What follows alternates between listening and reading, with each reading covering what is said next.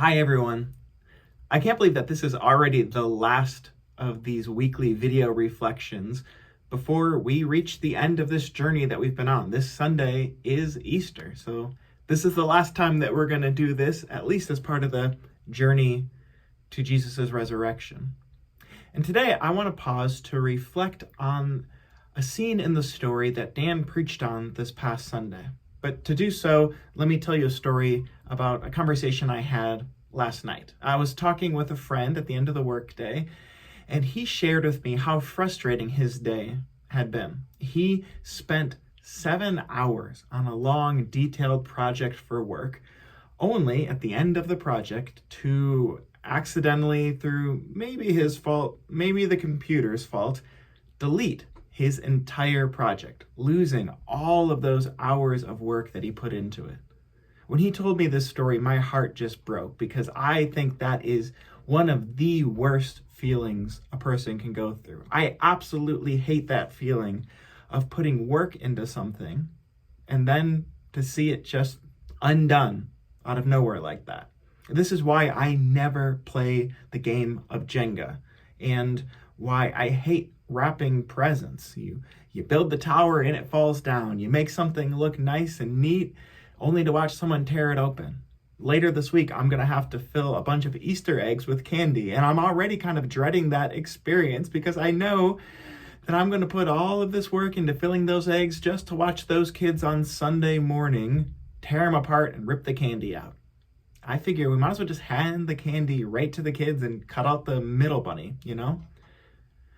I think we've all experienced this in probably much more serious and heartbreaking ways, especially in the past couple of years. We make plans and preparations only to see those things come undone. And we have, over the past couple of years, come up with all sorts of practices and other plans and strategies that are, by necessity, only temporary. We needed them at the time. They were 100% necessary, but they're already becoming obsolete. A lot of work just kind of undone by changing circumstances. I'd imagine we've all experienced this in a number of ways throughout however many years we've been alive, in our work, our parenting, our care for ourselves and for others. We labor, and that labor is one way or another undone. The story from Matthew that Dan read this past Sunday includes 2 scenes that center on this same theme. 2 different stories of people working hard only to see their hard work undone. So let me read you all these 2 stories. As evening approached, there came a rich man from Arimathea named Joseph, who had himself become a disciple of Jesus. Going to Pilate, he asked for Jesus' body, and Pilate ordered that it be given to him. Joseph took the body, wrapped it in a clean linen cloth, and placed it in his own tomb that he had cut out of a rock. He rolled a big stone in front of the entrance to the tomb and went away. Mary Magdalene and the other Mary were sitting there opposite the tomb.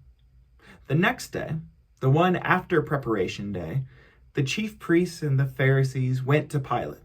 "Sir," they said, "we remember that while he was still alive, that deceiver said, 'After 3 days I will rise again.' So give the order for the tomb to be made secure until the 3rd day. Otherwise his disciples may come and steal the body and tell the people that he has been raised from the dead. This last deception will be worse than the first." "Take a guard," Pilate answered. "Go, make the tomb as secure as you know how." So they went and made the tomb secure by putting a seal on the stone and posting the guard.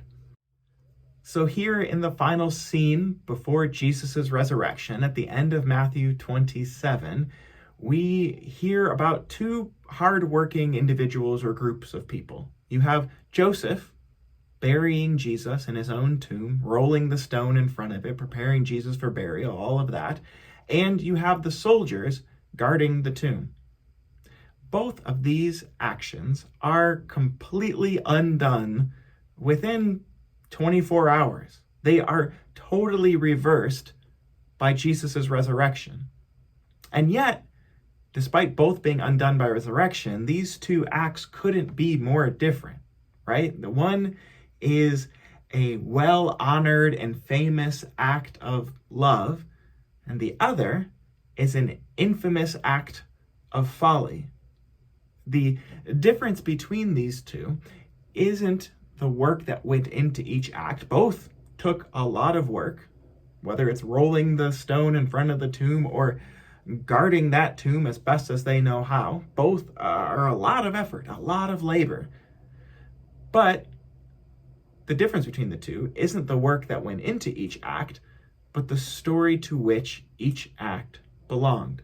One was a participation in the gospel, a sharing in the story of Jesus, an act labeled here in Matthew 27 as discipleship. The other was the exact opposite, right? It was an attempt to hold down the gospel, to work against Jesus's activity in the world. Both of these acts were undone by Easter, but only one remains as meaningful. Only one stands as a participation in a story that extends beyond this moment and forever into the future.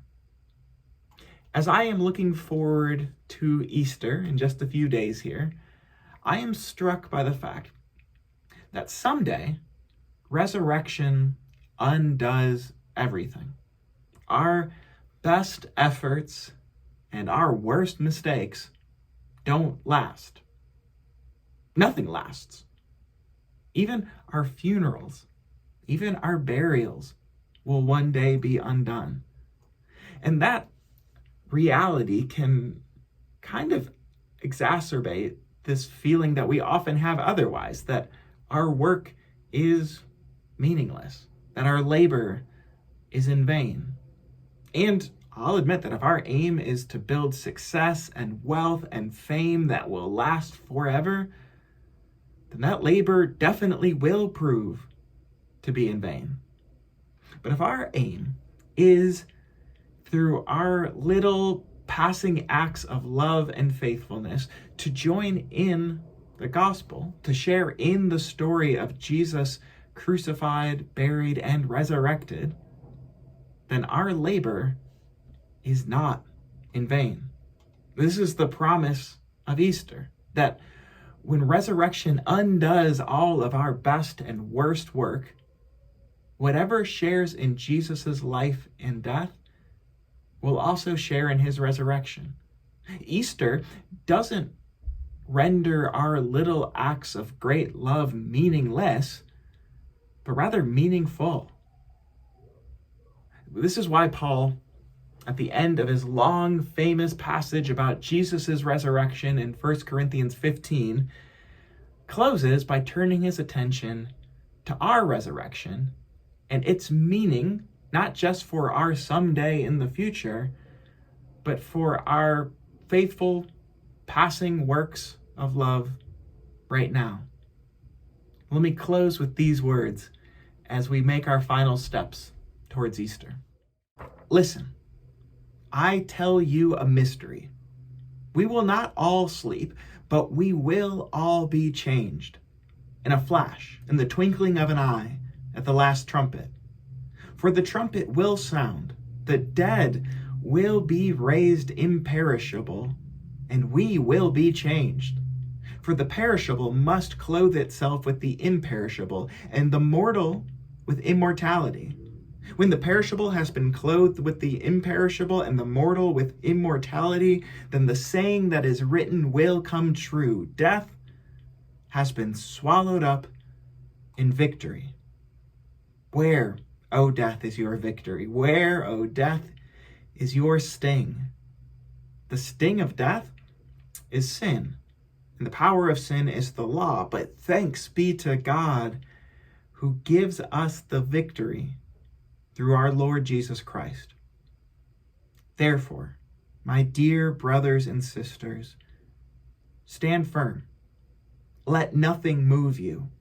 Always Give yourselves faithfully to the work of the Lord, because you know that your labor in the Lord is not in vain.